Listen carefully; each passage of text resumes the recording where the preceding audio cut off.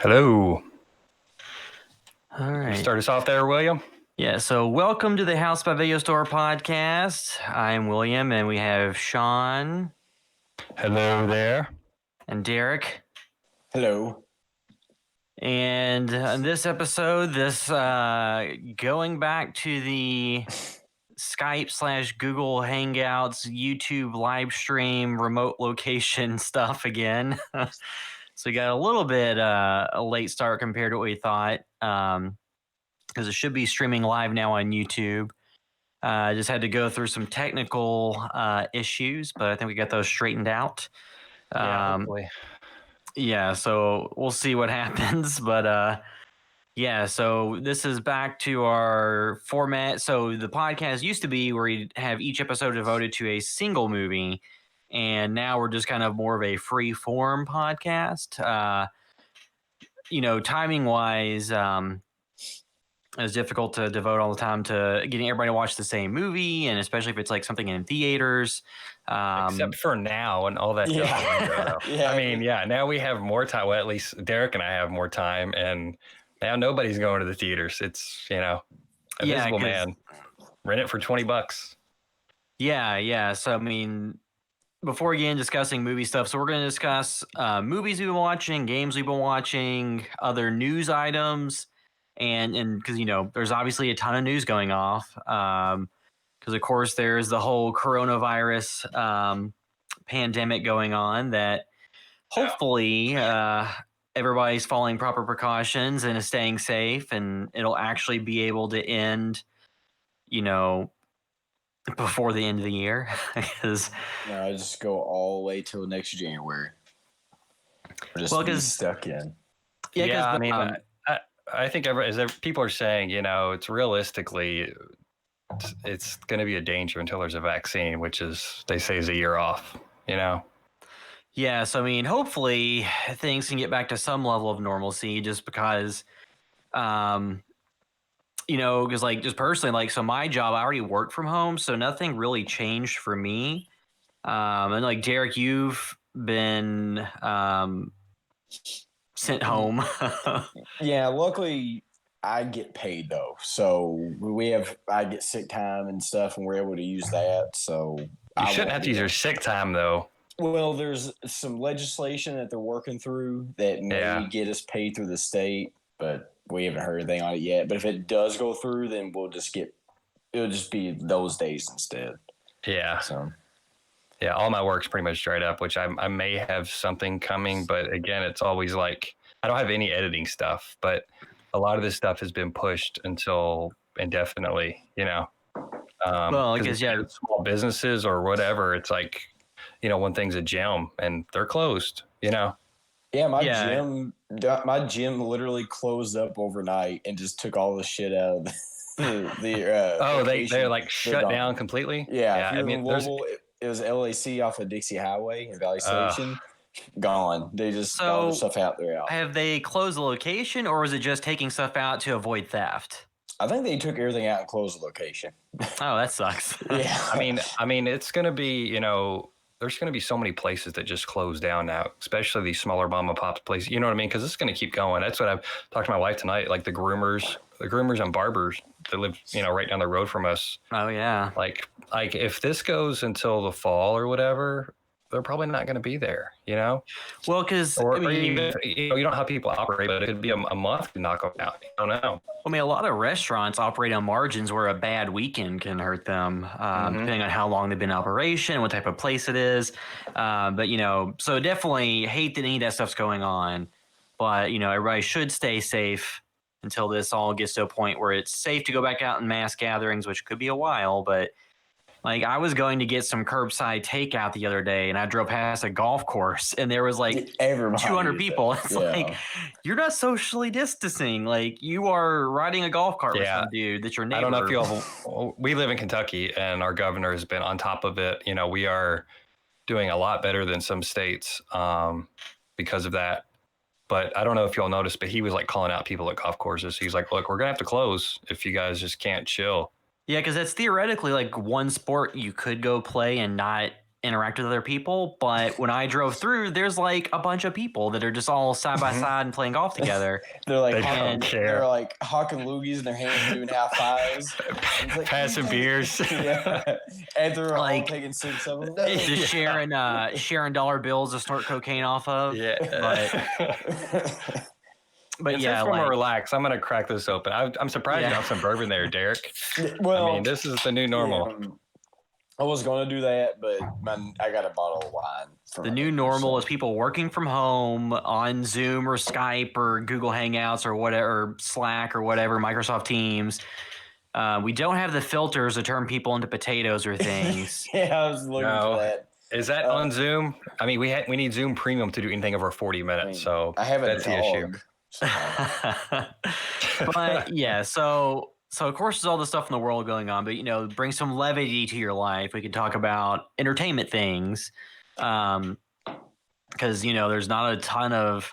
So like, well, I guess let me ask you real quick. Let me ask you one question. How much is White Castle paying you to wear that shirt right now?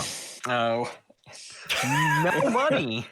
Like I need to send them after the fact. I'll be like, here's our podcast episode. I deserve advertising revenue.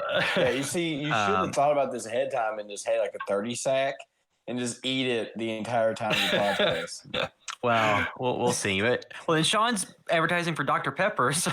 No, I'm not. They did not pay me for this. What are you talking about? It's the same thing. So progressively through, you're going to pull Wayne's World and just progressively have more and more Dr. Pepper stuff on. I don't know what you guys are talking about. Let's see. So speaking of what, honestly though, I did get the new Fangoria today. I haven't looked at it. So spoilers for The Hunt. They kept talking about Phil Noble kept talking about not being able to decide on a cover for this, like as a running gag. Well, they have two covers, and I'm guessing I think this is subscription only, but there's the one for The Hunt, which they blurred out, I guess, on some social media because it was getting pulled. But yeah, so and then the Saint Maud, but I've only thumbed through it a little bit. I just got it in today, but as always, Fangoria is pretty awesome. But they've got a big feature on, as far as mainstream stuff goes, the new Saw film, and then like the Saw franchise. Again, I've only just well, there's something in here. Nuts for Porno. I guess this is that porno film. Did you guys see that? No. They produced. I guess the trailer is only on Pornhub, right? Yeah. This is I guess it's a prosthetic penis. I'm not going to show it. PG-13 only. Yeah. Man. So it shows somebody working on it, building the prosthetic penis. Every picture in here is prosthetic penis, and there's been about 10 pictures. So yeah, I was going to hold it up, but I'll refrain. But support Fangoria. Great stuff. Like I said, I haven't got a chance to look through it yet, but I got it in today. I figured something visual. Let's see. So getting into the other stuff. So news announcement. So the last episode we shot was in February, or no, it was it was a month ago. Since then, the announcement came out for the movie we've been involved with. So if you've seen us post on social media about the short films we've been working on or the video projects or whatever. So it's for 13 Sleighs Till Christmas. It's a Christmas anthology. Christmas, all right? 13 Sleighs Till Christmas. I'll bring up the poster here in a second if I can too. But yeah, so it's being produced by Blood Moon Pictures. So they're the same people that made Volumes of Blood 1 and 2. So Sean had done this segment for Volumes of Blood Horror Stories. So this is a new project where it is a Christmas horror anthology, and there's a lot of people involved in this one. So I think the framing device for it is 5 random men are invited to a dive bar by a mysterious email. They decide to pass the time by resurrecting the old tradition of telling scary stories on Christmas Eve.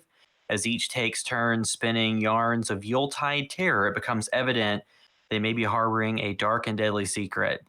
So that's, I guess, just like the wraparound portion of it, or the jumping off point for the story. Because they have, was it 13 segments? Is that including the wraparound, or is the wraparound outside of that? I can't remember. That might be included. I can't remember. I don't remember exactly. I'm just gonna bring up the poster real quick for everybody. But regardless, you can keep talking. They got all these different segments. So Sean directed one. Julie and I directed one.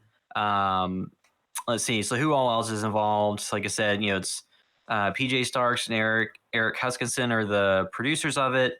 And then there's also going to be stories from some of the other directors. Jed Bryan, who we met at Days of the Dead, right? Was that Days of the Dead? Days of the Dead Louisville. Yeah. He was at the Independent Filmmakers panel. Yeah, he was very cool to meet. Let's see. Brittany Blanton, like I said, Jed Bryan, Alex Clark, John Hale, Blair Hoyle, Carlos Omar de Leon, who we've friends with, Drew Marvick, John Mason, Eric Huskinson, PJ Starks, and Pierre Tio. I'm probably butchering his names because I'm tired. Yeah, Carlos too. We talk to him all the time. I guess he found us through the podcast, right, and added us on social media. So we've been we've been friends with him for, I don't know, it feels like 2 years. I don't know how long it's been. Yeah, it's always funny like how much time goes by on some of this stuff. Yeah, maybe it's been a year, but he's done several awesome looking shorts. Is he in Minnesota? I believe so. Yeah, I'm drawing a blank real quick. I can't remember. It's wherever the show Coach happened. Yeah. Well, I was gonna say Ed O'Neill, but no, that's Married to Children. I'm thinking Craig T. Nelson. Craig T. Nelson. they're kind of the same. But yeah, so there's a bunch of shorts, and PJ had actually talked to us about a different variation of this project like a few years ago. But then so I forgot about that. Yeah, so then the segments though. So Sean, you already shot yours. I already shot mine. Mine's pretty much done. I know yours is still in the edit. Mm-hmm. So and then two, I think there was one other segment that had been shot, and all the the coronavirus stuff delayed everybody's shoots, which were intended to be like this past month, a few weeks ago, today, tomorrow, next month. Yeah. So they were wanting to have, originally the deadline was to have all the edits locked by the end of April, and then maybe it got pushed another month. I don't know, but essentially they were going to try to, I don't know, it was going to be out this year. Premiere was going to be very soon. I don't know if they announced that. There was, in some of the articles, they said the initial plan was to have a premiere in July, I believe, and do some of the summer and fall festivals, and then have it released in the winter. So obviously, no idea what's going to happen with all that right now with all the coronavirus stuff. And I think everybody, from what I've seen him post, was still on board, just waiting for things to level off, because it's asking a lot. A lot of times when you're doing indie film, you're asking people to donate and give their time to help you make it anyway.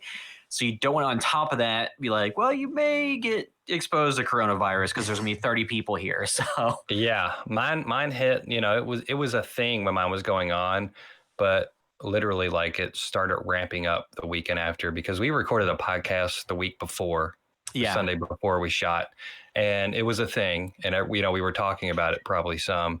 But then that weekend, it was kind of like, okay, it's getting pretty serious. Yeah. And then like 2 weeks later, it would have been to the point where I probably would have canceled the shoot. And canceled. Yeah.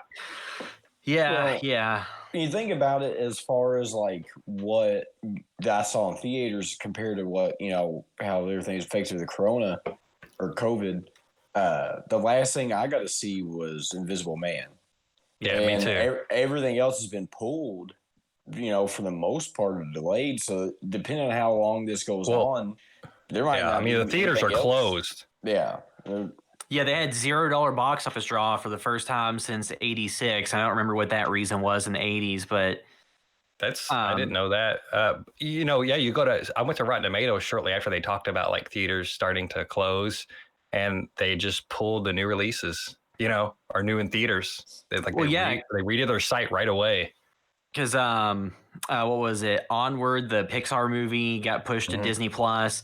It wasn't doing super hot to begin with, but then they're like, we're making $0, so let's just get a PR win by making it available sooner than later, and you can claim coronavirus killed the box office and make money. I wonder how many, if there's any other movies that are going to say kind of like think about New Mutants. That movie's been delayed for 4 years. For at least 2 years. Somebody posted a picture, and it was like, wrap principal photography on September 16th, 2017. That was 5 days after my daughter was born, who now can get on the toilet by herself and pretty much use it. My thing is that, like, this point, something like that, just put it on Hulu. Just get it out there. Just do something with it. Just put it on YouTube. Just upload it to YouTube. Something, anything. Like, it's just because you think there's other movies that are probably that one 6 out of 9 because it's been 3 years. I mean, that would be Disney, right? So they might put it on Hulu, right? Well, I mean, I think with Disney, like that one, I could see them maybe doing that. But I know that people talked about. So I was trying to think of the movies. Same. So Candyman. So they haven't really said what they're doing at that yet, and it had a June release date.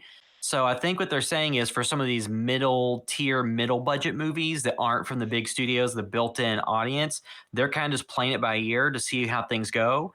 But like Disney with Black Widow and Mulan and Universal with the Fast and the Furious franchise, a lot of them are just saying 2021. We may release it in a less than ideal month, and there's going to be a stacked months of releases, but we'd rather make 600 million worldwide versus 200 million off of VOD. Because I saw like some people saying that VOD releases make between like 20 to 35% of what a traditional theatrical release would make. I have no idea like if that takes into account the popularity of the movie and the only thing is and theatrical distribution costs too. Yeah. But this is a weird kind of moment though where everybody's at home.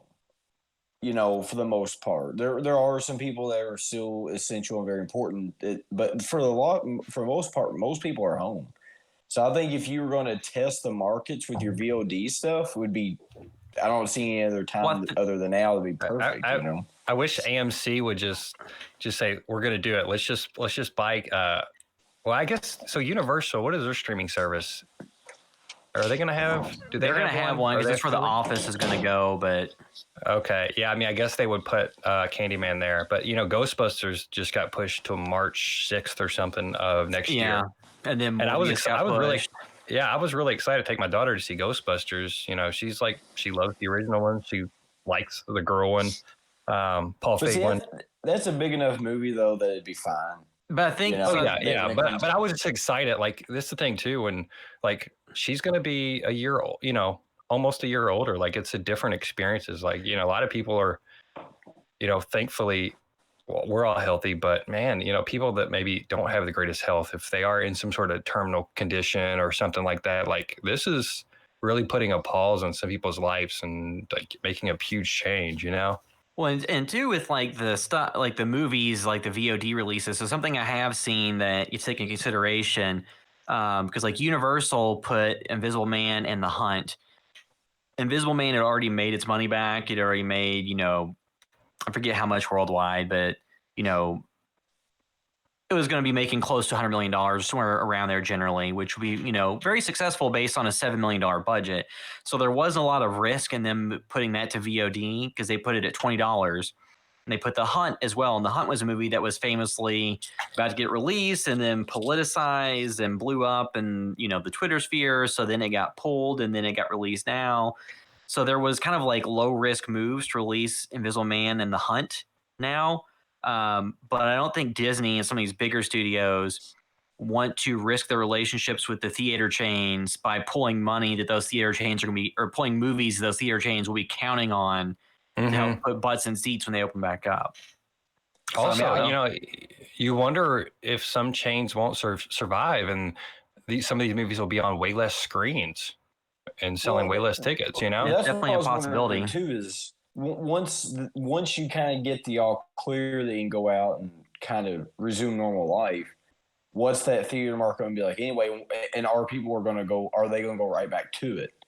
Because I do think there is probably going to have to be a little bit of a fallout between where this happened and then just going right back to normal life. So I do think that I do think those, like, your big huge change will be fine, but when you get to your smaller ones, those ones might not last. But I don't know how willing people are just to go right back out and getting that.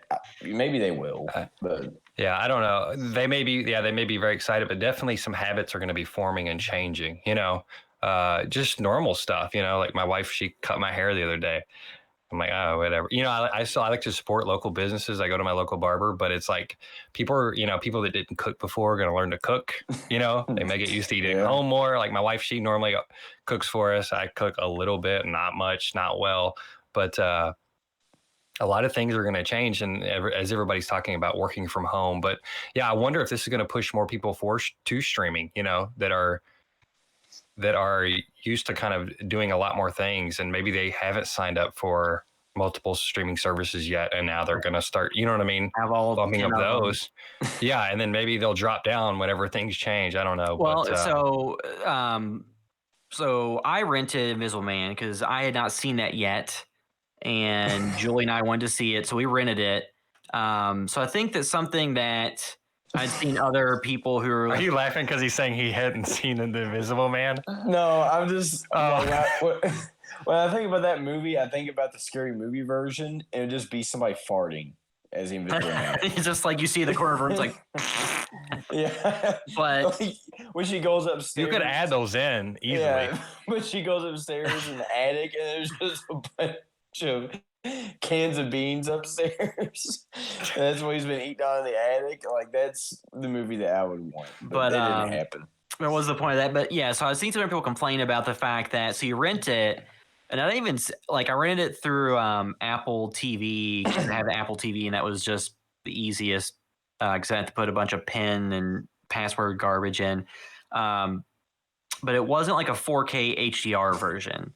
So I think there have been people who said, if I'm paying $20 to rent something like this, why isn't it the 4K HDR top of the line version? Why is it just kind of a HD version?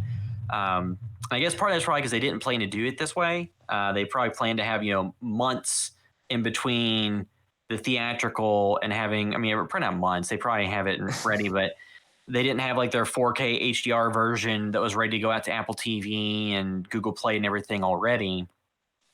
So that is one thing I wonder. Yeah, if that's going to be a different grade than the theatrical. You know what I mean? I mean, granted, HD is too, but yeah, that 4K HDR, HDR stuff, that's a different process. Well, and two, there's the element of it's $20. Like, what other price points are some of these movies going to come in at? Are they all going to do that, or are they going to do? That's a lot of money to rent something. I guess the only thing I can think of is like, well, if you think about like the cost of a movie ticket, it's when me and my wife go, me and Courtney go, it's like we usually try to go on Sunday, so it's like $6 a ticket or whatever. But like if you pay $20, that's way more money than I'd pay at the theater to watch it. Well, but we're also too in Louisville, Kentucky. Like some people in California say, or LA, they may be paying $14 a ticket, so they're making this base price. Well, I think part of the reason too, if you put it at say $5, which is like the usual rental cost. So typically people go to the theaters and they would, let's just say a group of 3 people goes. 2 parents and a teenager to see Invisible Man or whatever. So you're talking about $30 in tickets. Depending on the mark, it could be a little bit less, could be quite a bit more.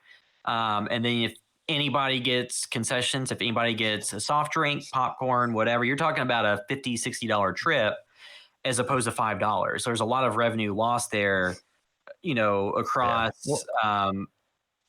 like the theater chain and Coca-Cola, Pepsi, whoever, whatever food vendor, there's a lot of people that lose money at theater. Yeah, and at least for the films now, they know people won't be having big watch parties, or at least they shouldn't be.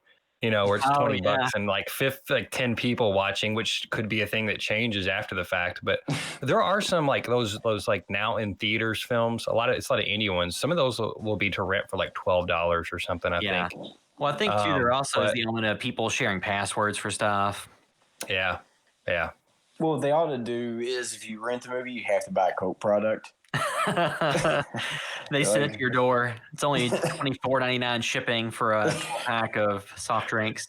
Yeah. But it's just, it's a weird time because I really do like when we watched the movie at home. I think we made pizza. So we were, made pizza and had made our own drinks. Like I think Julia made wine. I made like a mixed drink with bourbon and stuff. So we got to eat, pizza with, alcoholic beverages in the comfort of our home watching a new release movie. It's like, man, this is kind of cool. But then you think about the fact like, well, it does lose a little bit from the theatrical experience. I mean, like on the positive side, if you have to use the bathroom, you just pause it. You don't lose, miss anything. But then you break the spell. But is the spell broken if you have to run to the bathroom and then try to do it as quickly as possible and wash your hands for 30 seconds and then run back? True. That's true. Sonic the Hedgehog came out today too. There's like those films have been coming because that just came out around Valentine's Day, right? It was in February. It wasn't that long ago. And you can buy it. It's to purchase for like $20 now, but it's not a rental thing or anything. Well, I wish that they had the good version with the one they redid, and that was like the standard amount of money, and then they had the shitty one for like $5. So if you could like stomach to watch that movie, you could get it for $5. Imagine the upset kids. Like, my mom would only buy that one. We have Sonic at home, and it's just the raggedy. Oh, those memes. Yeah, I mean, so you have that, and then you have. A lot of, not even just the indie scale people like halting production, but Stranger Things season 4 halted production. Other big movies have halted production just because, on an indie production, you may like the one that I did. It was, the most people in my house at one time was 5 or 6 people. On a, Netflix production for Stranger Things, you probably have like 200 people out there on set at any given time. So it's going to take a while for those to be able to get back into gear from a legal liability standpoint. If one, because a lot of times, I was like MRSA and staph infections, if those spread and, sports teams or movie sets or stuff, you can get in trouble over that with OSHA and get sued and stuff. So with coronavirus being so easily transmittable, it's going to take a while for a lot of this to get back to normal.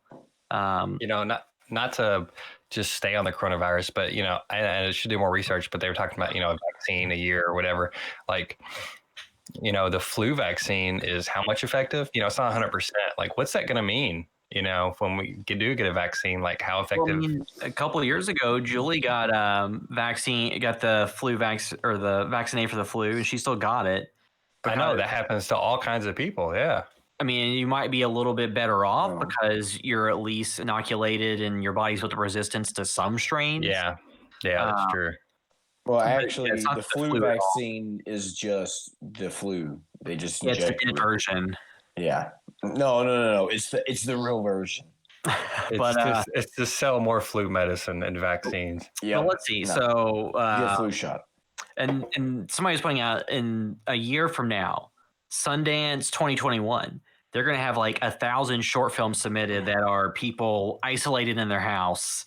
So don't make that because everybody's going to be making that. No, nobody wants to watch that. You may think you have something really cool to say about it, but you probably don't. You know what I've done? I just watched Dragon Ball Z and gave my dog baths. Nobody wants to watch a movie about that. I just imagine you watching Dragon Ball Z, drinking bourbon. Next time. With Johnny Cash's Hurt just playing in the background. It's pretty much been what I've done. Add in mowing my yard and some other sad white guy stuff. And so things that we've watched in terms of movies that maybe something that people would be worth their time to check out or look into. So I can just kick it off. So the TV show that I talked about before, The Outsiders, is on HBO. I think surprisingly it had better ratings than Watchmen by the finale. Now, granted, I don't know if that takes into account all the streaming numbers and the rewatches and stuff later. But it's people trapped inside binging stuff now. Yeah, but it's based on a Stephen King story. I don't really know how close it stays to the story. but I enjoyed it. Like the finale. A lot of shows make you get a group of core lead characters, and it's like, oh, they're all safe. Nothing's going to happen to any of the main characters. You know, in this show, it didn't really do that. It did say like, oh, people can die, and I was like, oh, I wasn't really expecting that. So it was a show that I know some people had problems with it because they were just like, oh, it showed violence against kids, and I really hated to see that. More of like the squeamishness. I mean, I don't think they didn't really show anything happen. Mostly just showed like the aftermath. And I think that's just a delineation at times between like, do people watch a lot of movies and shows? What is the show? I have no idea what it is. I just haven't. So without spoiling it and kind of giving away what you need to know, it's basically it opens up. You have Jason Bateman's character, who's like a dad. He's a high school baseball coach or something like that, or a baseball coach. And there's a murder committed by him, but then like there's evidence that he's in two places at once. So there's evidence that he's definitely like you see him like doing stuff to committing the murder, but also so it's basically just about that. And it starts out as more of like a detective story, but then it gets more into the Stephen King side. It's one of those things where if you go into, I guess you went in completely blind and didn't know that Stephen King had written a story that this is based on, you may have one experience, but knowing that it was Stephen King to begin with, you kind of go in and kind of have a better idea of what to expect. Because Stephen King, he writes like straight stories without any supernatural elements or anything like that, but the majority of his have those types of elements. So, I thought that it was like my favorite show of all time or anything. I don't think it really comes up to the level of like Better Call Saul or stuff like that. Because it has a lot of characters just kind of being stubborn. It's like I keep seeing things that prove this is real. I'm gonna ignore it. But that's what all horror movies and shows have to do, because otherwise everyone wisens up and there's nobody in peril or danger. Not to go back to COVID, but you look at that and people are like, oh well, it's fake. It's fake. Then somebody I work with, not that in my facility, but just in my company that I work with, came to work and was like coughing blood up, and they had to make him leave because he didn't believe it was real. So it's like, people, they don't think stuff is real. So I could, we can never again say people act too stupid in movies or shows during any sort of like outbreak or anything, because everybody bought the toilet paper. Yeah, toilet paper is sold out everywhere. You can't. Well, I thought we have a good supply because we get that for Christmas stockings every year, and I don't have enough. I don't have a lot left, but I was like, if I had enough, I would have built a whole throne out of there just to make it look like I bought a bunch. Well, so luckily for us, Julie usually gets like this recycled stuff, and they only sell those in big boxes of like 32. So we still have like 8 or 9. Is it recycled used toilet paper? Is it used from a used toilet paper store? No. Have you guys seen Tim and Eric's billion dollar movie? Yeah. No. They buy a mall that's closed down, and there's a store in there that sells used toilet paper, and it's what you would think. It's just all over the building, all over the inside. So this stuff, fortunately, is made from recycled paper and stuff. It's not. It did not have a previous life as toilet paper. Oh, see, that's disappointing. So it's using recycled materials to make the paper. So we still have some. I ordered some on Amazon. It's supposed to be in like next week. Well, but people quit hoarding stuff. You can't buy stuff normally now. This is my last comment about that. I just love going into a grocery store and see what people panic buy and what they refuse to get. Because they'll be the entire meat section's gone, right? Yes, it is. But then there's like fish. So it's like they'd rather die of starvation than eat like fish. Or you go in the ramen aisle and all the ramen's gone except for the shrimp flavored ramen. Or like all the bread's gone except for wheat bread.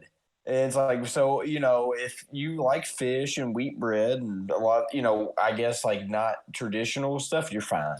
Well, one thing surprised me wheat bread is traditional and fish is traditional. No, I'm saying it's not traditional. So like if you don't like traditional, if you like I gotta have ground meat, yeah, you're screwed. If you like fish, you know. So, well, you know, real quick again, this is just in case anybody's listening and it helps, or you guys.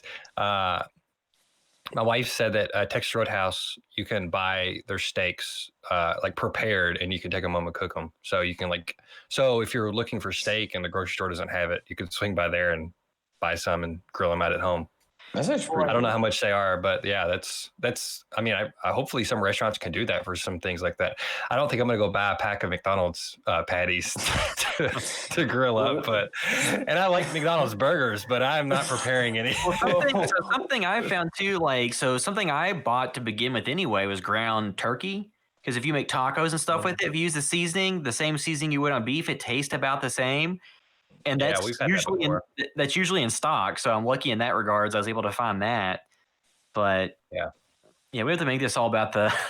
It's hard not to. But yeah, Nathan Pohl is in the chat. He always comments on our videos and stuff. He mentioned that South by Southwest released all their short films this year for free. I did see a link about that. He's been watching them, but I haven't watched any. I remember seeing a link. Yeah, because I've watched a number of them. Because Short of the Week had released a lot of them. I'd seen it through their YouTube channel. Yeah, you linked to some of those. Their Vimeo and stuff. Yeah, so I've watched a number of those. A lot of those are really good. And because I watched all of them, I watched a good chunk of them, and you'll see like some familiar faces of people that you've seen on TV and movies and stuff. Because a lot of shorts, you know, or people that work in the industry and are able to put together like a really good team and have, you know, kick-ass DP and, you know, all that stuff. So a lot of them are really, you know, entertaining. There was one that was just funny to me that it was about social media where someone's scrolling through and they see a post and then they keep going past and then they have to deal with it. And it's like, so we made that short Shared 2018. That was that same premise. But it's like, that was kind of low hanging fruit. That was an easy thing to kind of come up with. Because I know that there's some people I know who would be posting on it on Facebook immediately. It's like, they ripped us off. It's like, I seriously doubt that they go and watch other people's stuff and take concepts. It's just like a really low hanging fruit type idea to come up with. Well, look, have I ever seen a movie that's made with my Friday 13th meet Superman? Then I'll know that somebody's copied off of me. We're not going to get into what happens. But if I see that, then I know. Or my Wolverine and the Texas Chainsaw Massacre idea. Yeah. And then you know, like, but yeah, so there's a lot of really cool shorts out there because I'd watched there's one I'm forgetting what all of them are called. There's one called Basic, I think that was pretty funny. But yeah, like Short of the Week has a lot of cool stuff coming out. And it sucks for South by Southwest. Because people, you know, a lot of times getting into those big festivals like South by Southwest, Sundance, a few of those other ones, that's kind of what people expect to help be their breakout moment to get in contact with, you know, representation, other professionals. And then if you have a feature film to get it possibly acquisition offers from, you know, Amazon, Netflix, or other theatrical companies. So everybody that was banking on that just kind of went, you know, that percentage chance went to nada because it didn't happen. And that may have been the big festival they got into and didn't have a bunch of other top tier festivals later in the year that they got into. So, you know, definitely feel bad for anybody where that's the situation because that sucks. You hit the pinnacle of getting into these huge festivals and it doesn't happen for like a once in a lifetime type of occurrence of a pandemic. But yeah, you can check a lot of those, like the shorts out at least on Short of the Week. Now the movies, I would assume a lot of those will probably be at festivals later in the year. But the problem is you're going to ones that don't get as much coverage because it's not a big concentrated event like it is in Austin, because that's a music festival. There's tech companies there. It's a big deal. And there's a lot of people there that you may not have at some film fest in, you know, Chattanooga, Tennessee or somewhere.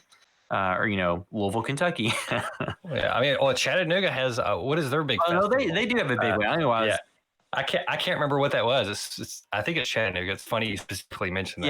Yeah, maybe it's because it's funny to talk about it. Yeah, Much Indiana. Yeah, Indiana. Chattanooga has no festival. Gary, Indiana could have a scary film festival. Sorry if I offended. I think there's been. I've seen. Speaking of Erie, Indiana, I saw Joe Dante post something about like, hey, streaming sites, we should bring back the show, because I didn't realize he did some of those. I guess I don't know if he did produce the whole show or if he just directed some episodes. But I didn't know that as a kid, and I did not realize that until I looked into it. And speaking of which, I watched Small Soldiers. Have you guys watched that before? Oh, it's got Chris Dunst in it, right? Yeah. Yeah. Is that the toy movie? Yeah, Joe Dante did it. Yeah, I remember when it came out when I was younger, but I was a little bit, I was probably just a little bit too old to make it me be the target audience. The PG, like 13 or PG version of the new Chucky movie, because like they're action figures that have like little chips in them and they malfunction. Yes. They have like the bad guys and the good guys.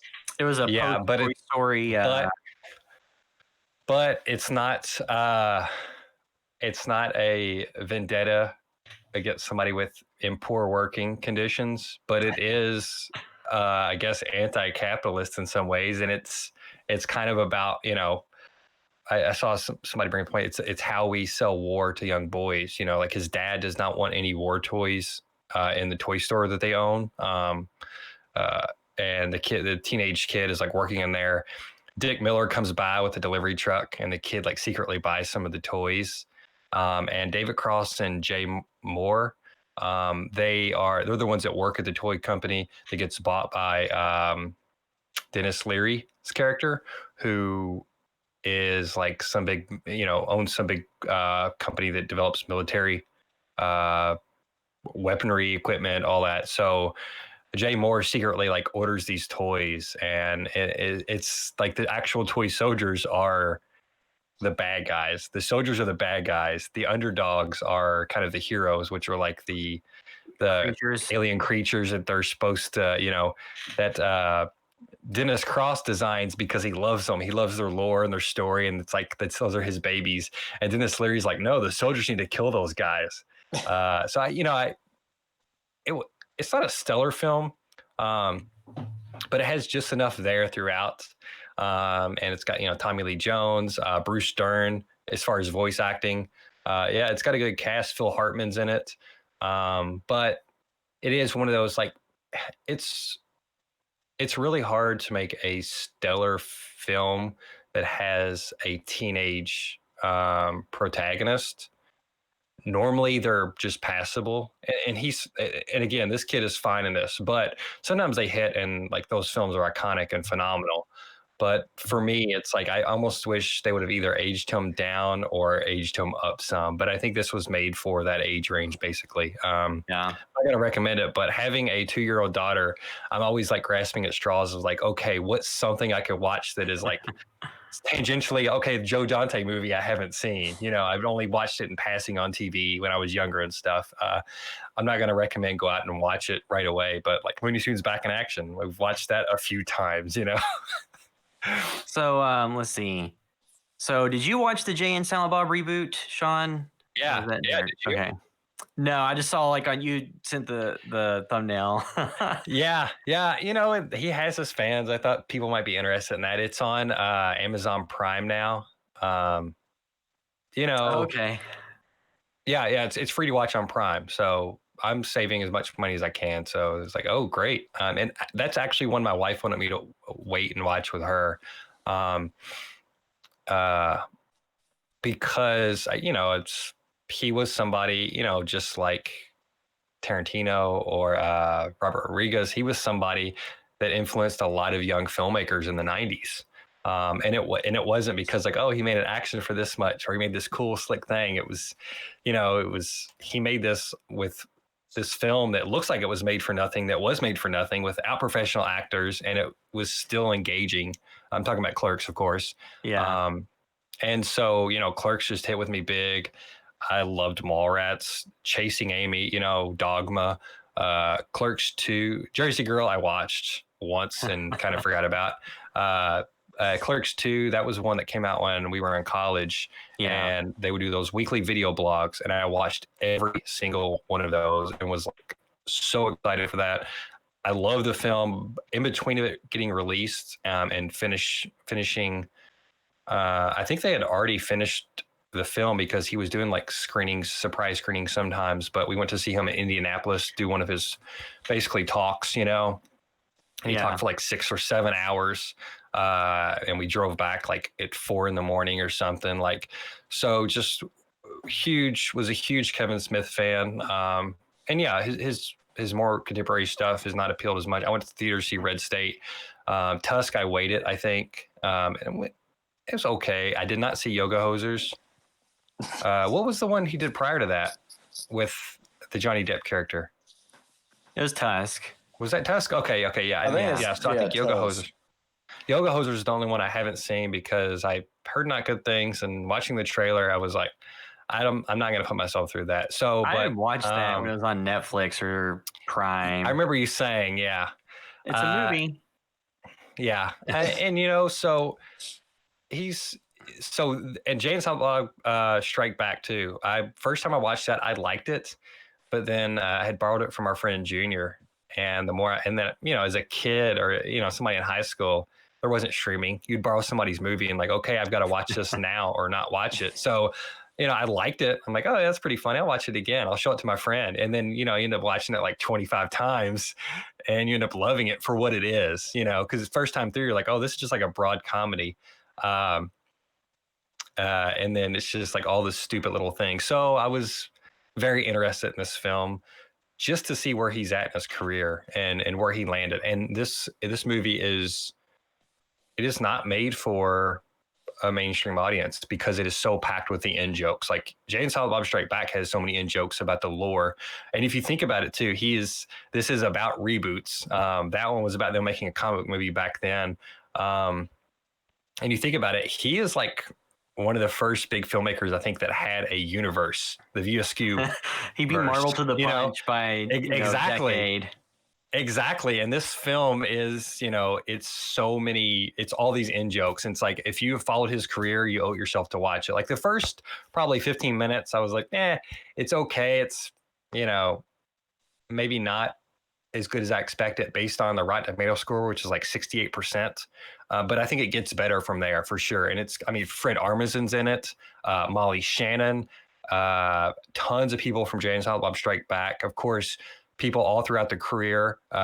Brody has a comic book shop in a mall, which apparently Mallrats 2 is going to be about him trying to save the mall. And that's like, you know, canon in the film. He has a comic book shop in the mall that's like a rundown mall. And so Mallrats 2, he's going to try to save it. Of course, they're Quick Stop. It's just they go to Chronic Con, which is a convention about Buntman and Chronic. And there are multiple like convention things for certain View Askew movies, but also those movies happen in the world because they're all, you know what I mean? It's weird. Yeah. But so the whole film too, like it actually gets as funny as it is at times. And sometimes the humor doesn't land, you know, he hit that zeitgeist of the 90s, you know, people that were a little bit older than us in the 90s, but he like connected with a lot of those. And now he is an older person. Like he's 40.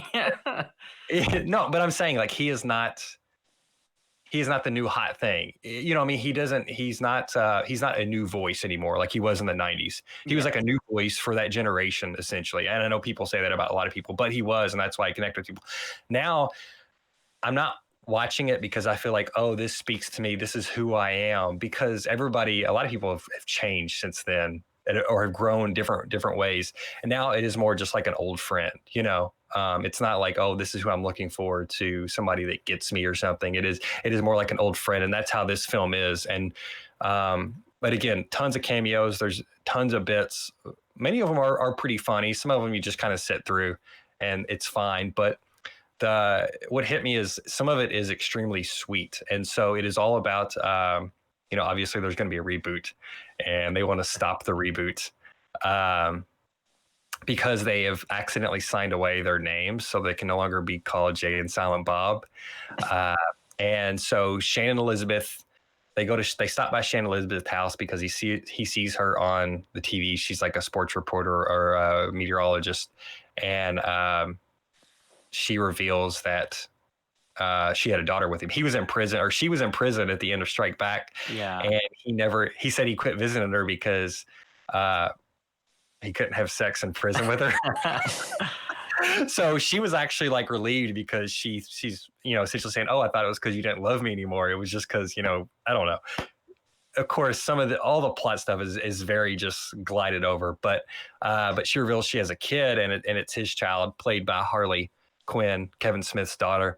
And I'm going to spoil a little bit of it, but essentially it's kind of about kids being a reboot, like your reboot, essentially, you know, like where, again, I hate to, I'm going to spoil just a little bit, but the crux of it is, you know, you think you're your own hero in your own story, but kids let you see that things in a different light. And that's kind of like your reboot and like your new, I guess, you're able to reboot your life essentially.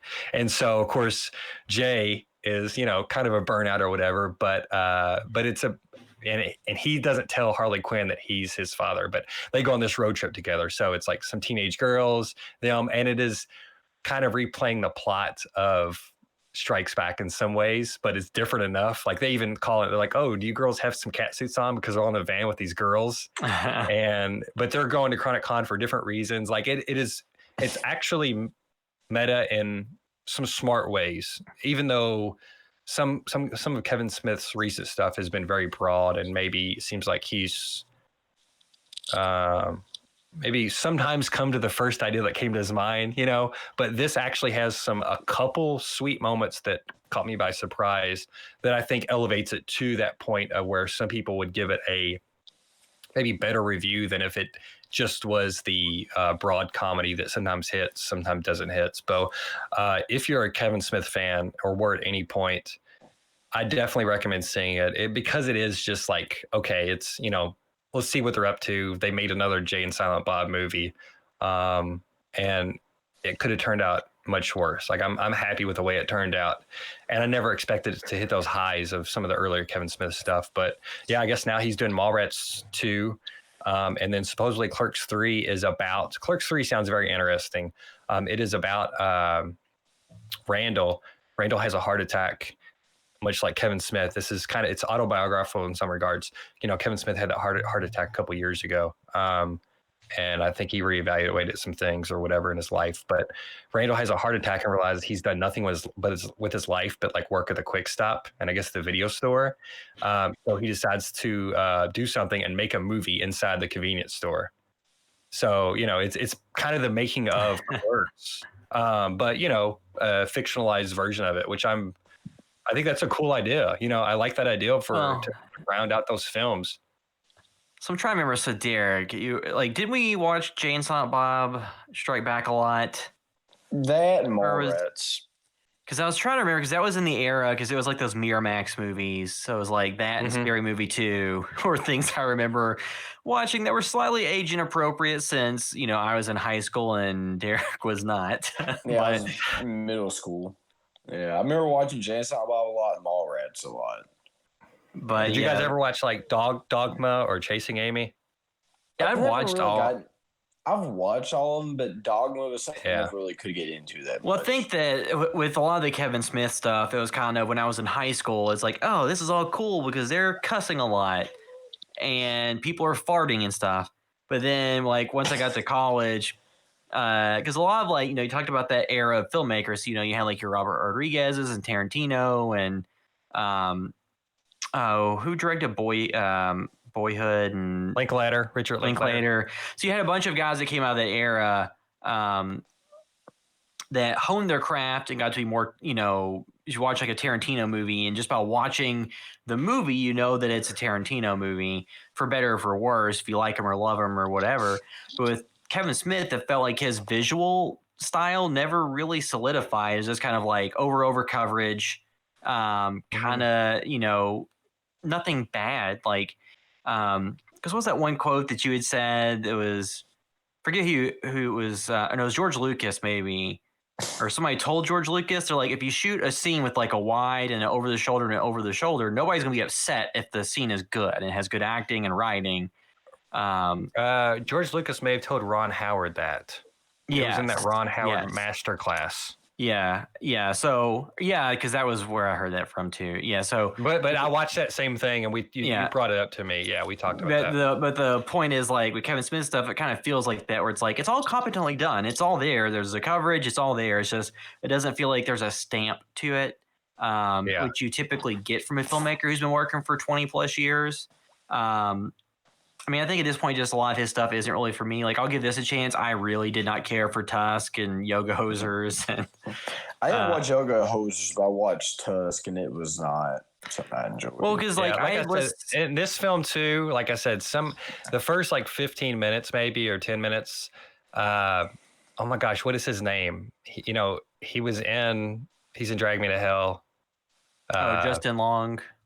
Justin Long, I think he's playing maybe the same character he played in Zack and Miri Make a Porno, which I also saw that. And I did not like that. That's when I started that's when I realized, maybe I'm not going to follow this. When they hired Kevin Smith to make an Apatow style movie.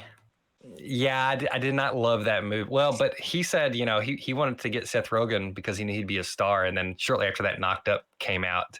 And he was like, that's the movie that like launched him. But, or maybe it was before that, but anyway, it was in that same time frame. But Justin Long's character, I think it's the same one from Zack and Miri Make a Porno. I don't know, but he plays a lawyer, and I'm just not a fan of that scene. I love Justin Long, and I'm just not a fan of that scene in this movie. And it starts off kind of early on, and it sets up the plot, and it's an important scene.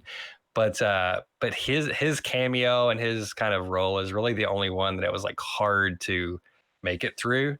But after that, it goes up, and the cameos, he gets some good people. Like, there's some people that are in Marvel films that are in this, for a moment. Yeah. So there you go, world. So did he get Sean Connery? No, Sean he did not get Sean Connery. Bruh. So Derek, you watched Color Out of Space, right? The Nick Cage movie that so it's based on H.P. Lovecraft, and it was directed by Richard Stanley, and it gotten a lot of buzz, kind of like Mandy. But so, what did you think of it? It was just boring, like because a lot of that movie, like the premise is essentially like they're at home and there is a meteorite that hits the ground. Here's the land. And I guess whatever it is, like it gets into water supply, and then they're drinking it, and then it just kind of almost like a psychedelic to an extent. It's okay. Just imagine, what was the movie? Natalie Portman, Annihilation. Yeah, kind of similar to Annihilation. How like the environment has changed through like the alien life forms and stuff. It's kind of like that. But you take out all the interesting aspects of that movie and all the cool creature stuff, and then that's what you get. It's like a real slow burn. Not a whole lot happens. Like, because like Mandy was a long, slow burn movie too. I mean, it was almost 3 hours long. But there's just so much stuff that was like off the wall. Mandy was probably like at least 2.5 hours long. Whereas like this movie's I don't know how long it was, but it felt like it was like 3 hours long because it was so slow and boring. And there's a couple of like Nick Cage and unhinged scenes, but being that I've watched so many Nicolas Cage movies, like it's on the very low tier of his unhingedness, So, have you watched any other Richard Stanley films? I have not. I probably haven't. Because I'm trying to remember what all he directed, but Hardware, Dust Devil, The Island of Dr. Moreau from '96. The Island of Dr. Moreau, yeah. That was the one where he went bizarre. Where it was a wild production, and he dressed up as one of the monkey people to sneak back into the set to watch the shoot after he got kicked off, and Marlon Brando wanted the world's smallest man to be on it for no reason, and had this guy, and Val Kilmer didn't get along. And now, like there are some parts of the movie that really could have worked. Like, I'm not familiar with the source material. I've never read the short story that it was based upon, But if you played Resident Evil 7, and you kind of get to see how the family that you're like kind of interacting with is, it could have played off that really well because you're in a big house, and there's some similar kind of like scenes there where everybody kind of is just unhinged at one point that could have been really effective when a third party comes in, but they never really went full anything.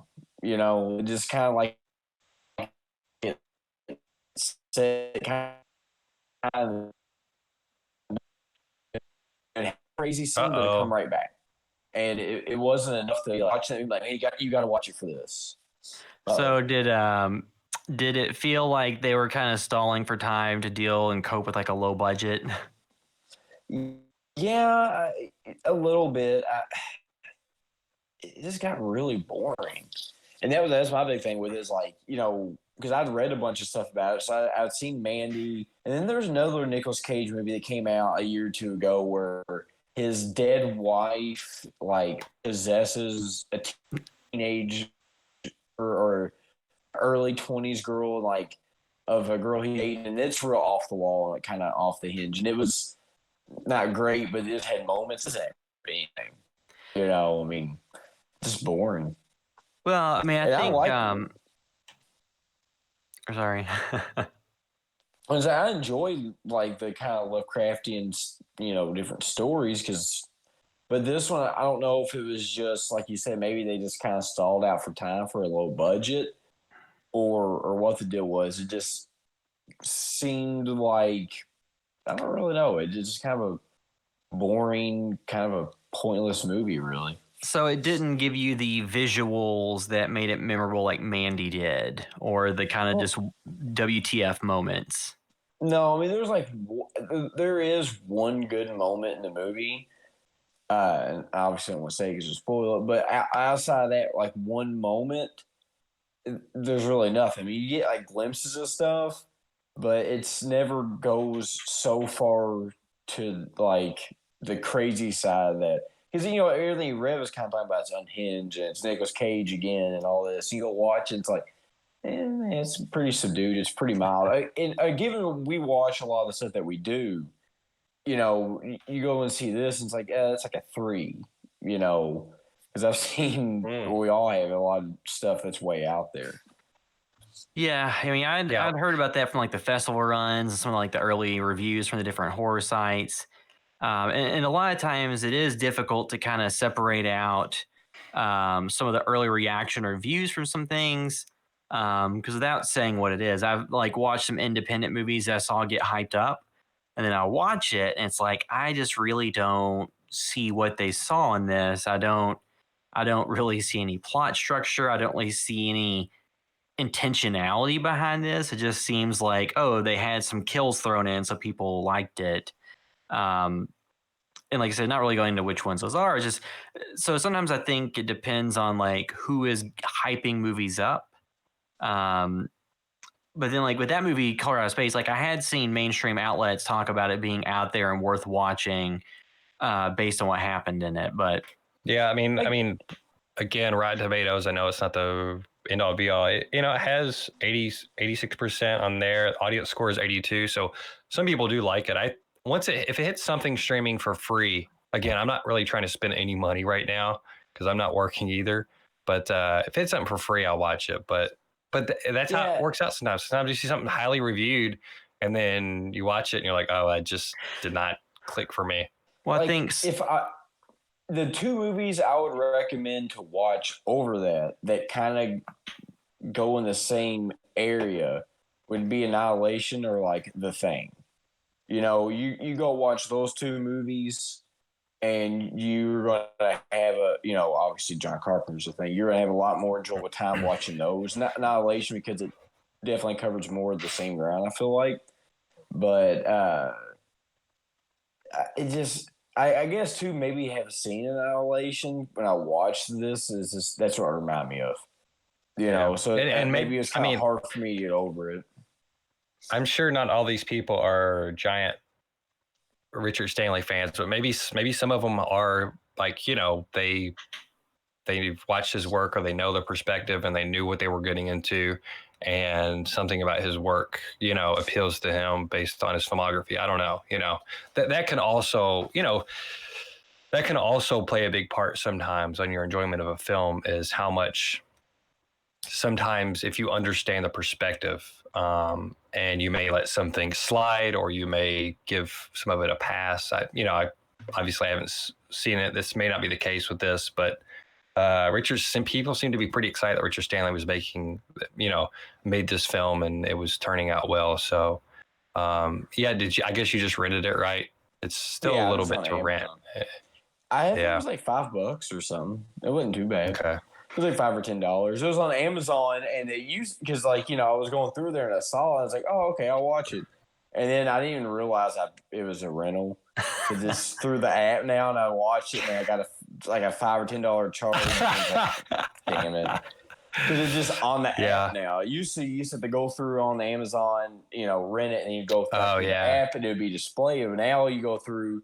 And it's like it suggests movies for you, but in the suggested movies are either on Prime or you got to pay to rent them. So it's like Amazon, and that's why you always look closely. Yeah, because it's like I'll watch that, and then it's like I had to pay maybe like $5 or $10 to watch whatever it was. Let's see. So to segue off that, so you mentioned Annihilation a bit. So Alex Garland, who directed Annihilation, is written and directed all the episodes of this series. It's on FX. So I guess it's FX on Hulu, which is basically just if you have Hulu, all the FX stuff is on there. So to me, that's very nice because I didn't have cable. So if there's FX shows you want to watch, you can just watch them on Hulu now. So it's actually pretty worked out pretty nice. There's not an extra charge on it. So Devs is the show that Alex Garland made. Because typically when somebody comes from the world of writing and making feature films, if they go and do a TV series where they are the ones who write and direct it from beginning to end, that seems to, get people's attention. And I'm trying to think of how much because I don't want to spoil, too much about what it is. But, Nick Offerman runs a tech company, which is kind of like an evil Google, type company, because it's not like an Amazon where they're selling stuff. It's more of it's not super clear exactly what all they do, but they're kind of like a Google type company, and they have a special team within the company called Devs, and they're working on quantum computing that can look into the past. And it's just a lot of intrigue and stuff around that. And it's a show where it kind of is like another FX show that I was into was Legion, where, it kind of goes out there visuals and them seemingly just being kind of self-indulgent. So I'm kind of in for that stuff. Like Twin Peaks, The Return did a lot of that. So if you're into those things, I think you'll probably like Devs, especially if you liked, Annihilation and other stuff that he has written, or, Ex Machina, which he directed. And he had written 28 Days Later and other movies. He's written several films that turned out well. Yeah, so Devs is something I definitely recommend checking out if you're into kind of the prestige TV that's okay to be a bit weird. There's a big statue of a girl in the middle of the woods that's just kind of an out there visual. So it kind of falls in line to me of stuff like Maniac and Legion and Twin Peaks: The Return. With out of that group, I think Maniac was probably the most straightforward. And with Devs, it's not completed yet, so I'm not really quite sure. But and they're doing it. The Hulu release strategy is to release one episode a week, not all of them at once like Netflix. So it is interesting getting back into the groove of having to wait for a streaming show to come out and not just be dumped all at once. Is it humorous at all? It's mostly straightforward. If there's any humor, it's more small incidental moments. It's pretty straight, kind of like Annihilation almost in terms of the tone, not in terms of what it's about in any way. It's just mostly all straightforward. Would you primarily classify it as a drama, mystery, thriller, sci-fi? It's definitely sci-fi, and then it's kind of like a drama and a thriller. because you have like interpersonal relationships and then, trying to figure out what's going on and what the plan is behind all this stuff. So I've watched 5 episodes because I think that's what's available right now. I'm definitely enjoying watching it and keeping up. I know Julia had been in the other room. I've been watching it, and she's like, "That show sounds pretentious." Like that's not completely incorrect, but I'm enjoying it. So it's devs and it's on FX on. You Hulu. sound pretentious. William's like, get the prosecco and the caviar out. Let's go watch my TV show. Can I get the Don Perignon? Derek, your video feed dropped. I don't know if it's connection dropped or if you turned it off. I don't know if you're getting ready for bed and take off your pants. No. Okay. That's fine. I think I'd hit the button. Yeah. Any more TV, William? Trying to think. So there's other stuff like I rewatched old things. So Julie and I started watching the new series, Lock and Key, that's on Netflix. So that was written by, it was like a graphic novel or a book, I'm forgetting which one, that was by Joe Hill, so Stephen King's son. And it was something where they had made a pilot of it, I think for Hulu maybe, that didn't get made. And it got shopped around at a bunch of TV networks for years and was always about to go into production. Just something happened, but now it's actually a series on Netflix. It's an interesting show. Like so far we're enjoying it. It's a bit hard to get a read on the tone for it because has anybody seen the Lemony Snicket's show that's on there? I've only seen the previews. Yeah.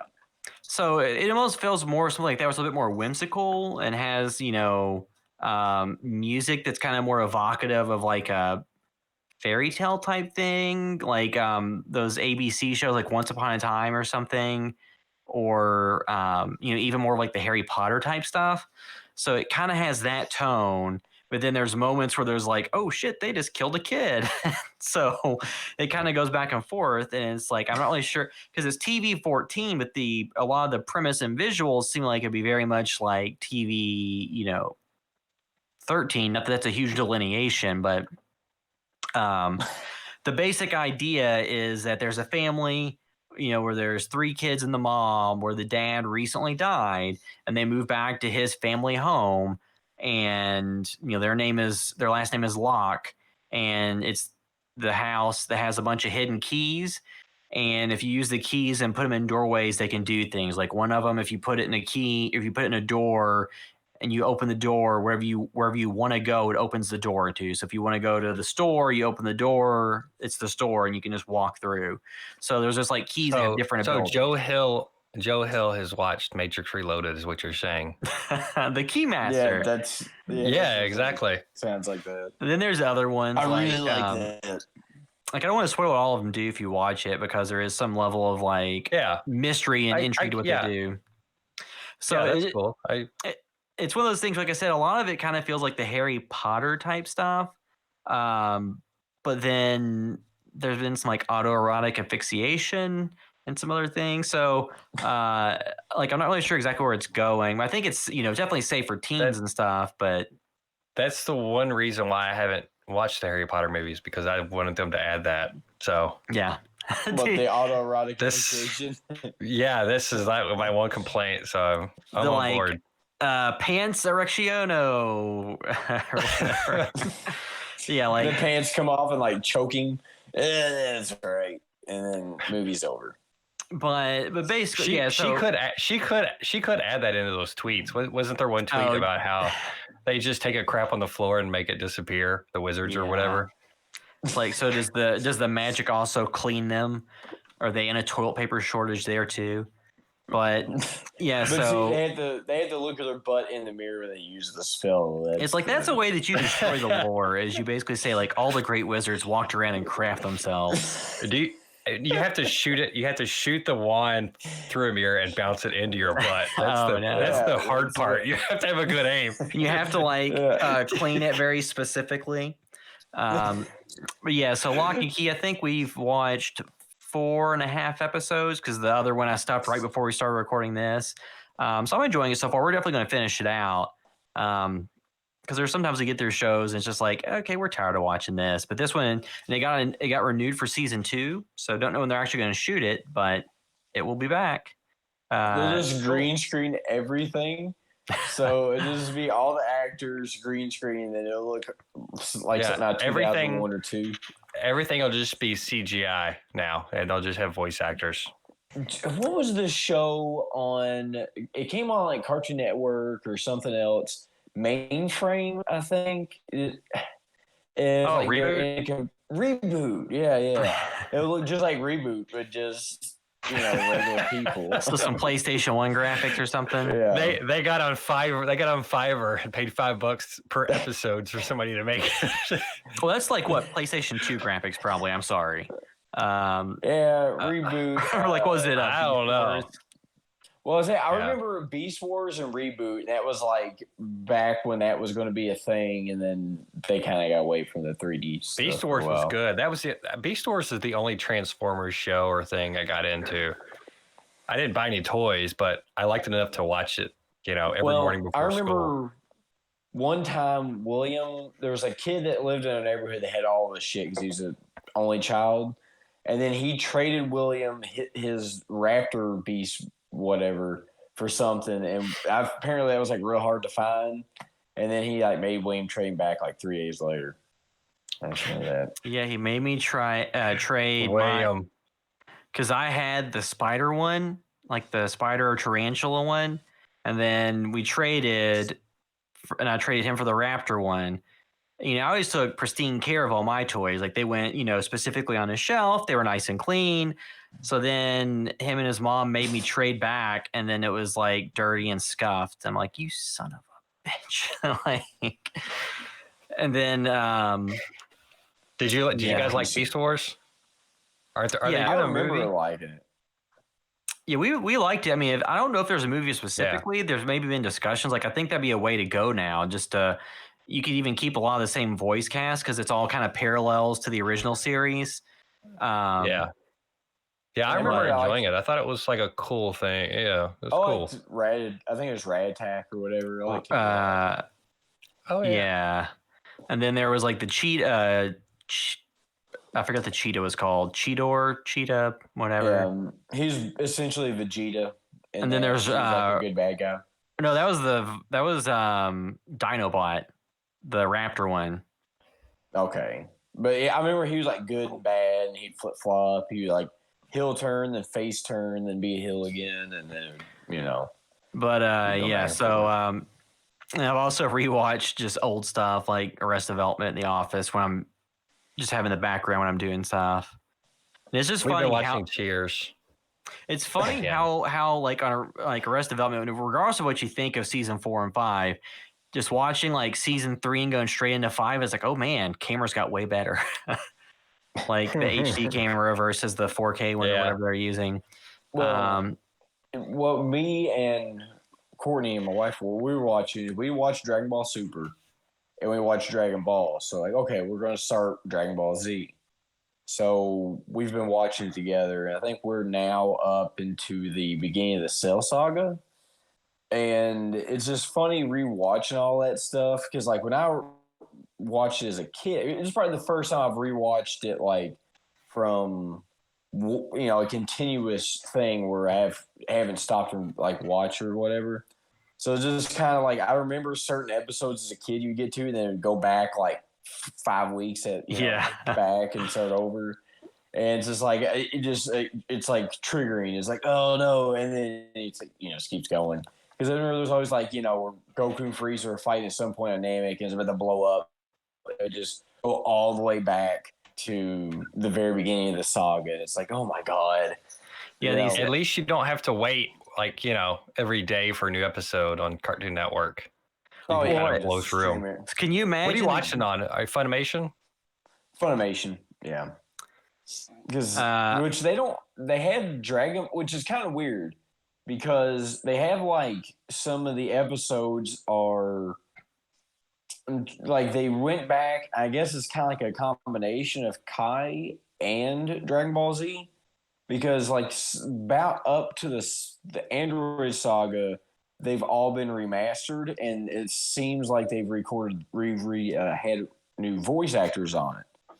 And then you get to the Cell Saga or the Android Saga, and the HD quality is like way subpar, and it's different. It's the same voice actors, but you can tell it's them from like 20 years ago. Yeah, from the 90s. So it's really weird how like they've like half of it's like they went through and kind of redid everything and maybe re-recorded some of the dialogue and made it work better, and then it's like you get to that and it's just the old stuff. And it's like it's weird. Okay, so how many episodes are each series? I think Z as a total has like over 150 episodes, or might be like over 200, might be like 190, something like that. And I think Dragon Ball Super is like 150. Then Dragon Ball is probably about 100, 150, something like that. So much TV. Yeah, well, and like I had watched like on some of the Dragon Ball Z stuff, like I would skip through like the filler stuff. So I was like, we're not going, because there's like 10 episodes while they're going to Namek where they're like getting attacked by space pirates. It's like, we'll just skip that. Or see Vegeta kill a goose or something. Yeah, it's like we'll just skip through that. There's no point to watch that. Let's see. So other stuff. So everybody's played the Resident Evil 3 Nemesis demo, right? Mm-hmm. Yeah, I played it. So I know that's a big deal now because throwback culture, reboot culture, it's all really big now. And you had like the Resident Evil 2 remake that came out last year that was really big. So it's funny because they did the parallel. So Resident Evil 2 came out, and then a year later 3 came out, and it's towards the end of that console life cycle because the PlayStation 2 came out pretty soon after that. So in this case, you have Resident Evil 2. A year later, Resident Evil 3 comes out, and it's at the end of the PlayStation 4. So the Resident Evil 3 demo is out, and I only played it once because I haven't had a chance. I keep playing PUBG instead, but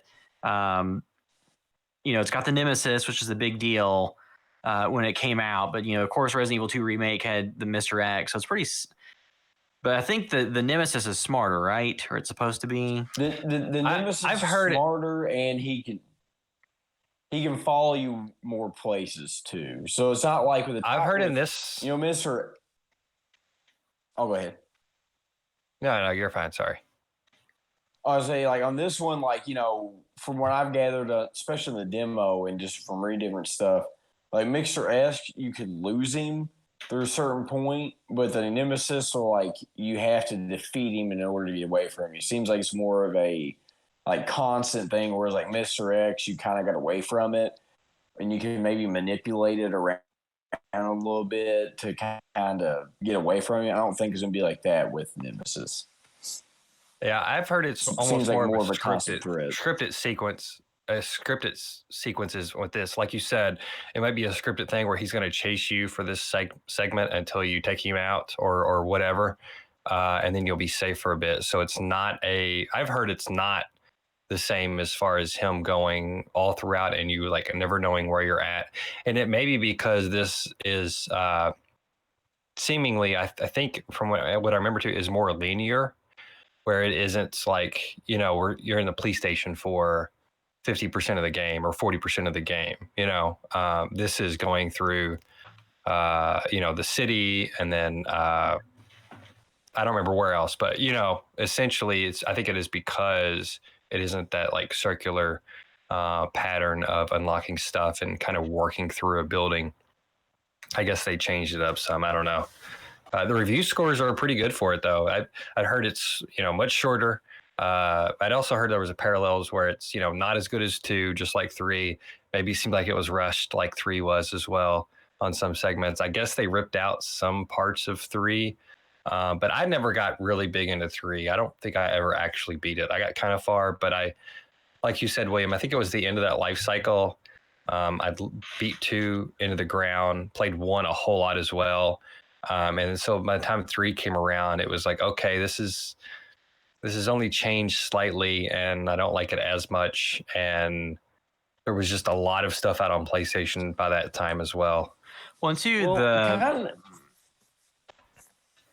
of what I remember is you have like what I remember people actually caring about was like 1, 2, Code Veronica. You know, so I kind of feel like for me, because I never played through 3 till this, I got around October, and I played through and beat it on the GameCube version or the GameCube port, just to have played it. I never had. But it seems like to me, like that always kind of got left out, and then it was always like 1-2 Code Veronica. Yeah. Well, I think, I mean, in retrospect at this point, even going out further, it's kind of 1, 2, 4, because 4 was the one that changed the gameplay style. But, you know, it is interesting that, you know, you have horror movies that make a lot of money, because the first It made crap ton of money, over $500 million worldwide. And you've had, you know, Stranger Things has horror elements and is like one of the bigger shows on streaming. And then but in the game world, horror has always been mainstream, and it's always been something that can be like one of your highest grossing or best selling titles of the year, you know, be horror. But I think it's because it's an interactive experience where you're involved in it and have some control. So people are more interested in that who maybe would not sit down and watch a bunch of horror movies themselves.